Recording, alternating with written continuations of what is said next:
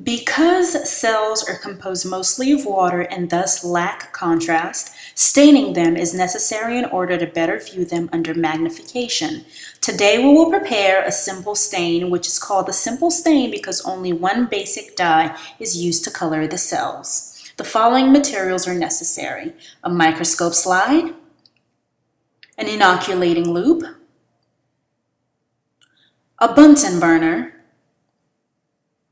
a wax marking pencil, and a broth culture with an organism of choice. The first step to staining cells is to make a smear. Start by marking a circle on your slide with your pencil. This will help you pinpoint exactly where your organism was placed throughout the experiment.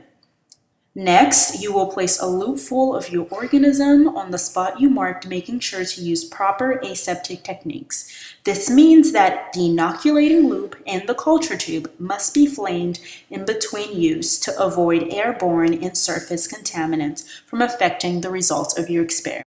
Make sure that your inoculating loop has cooled sufficiently before obtaining your cells.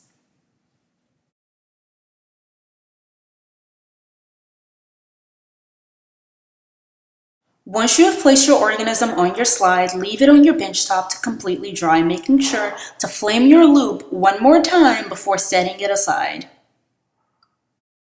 Once your smear has dried, pass them through the flame a couple of times to heat fix them to the surface of the slide. This is a very important step because adherence of the cells to the slide surface is important to keep them from washing away during staining.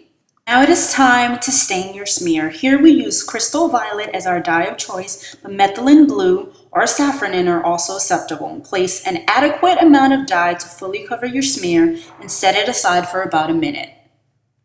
Gently rinse the residue dye from the slide, and your stained cells are now ready to be viewed by microscopy.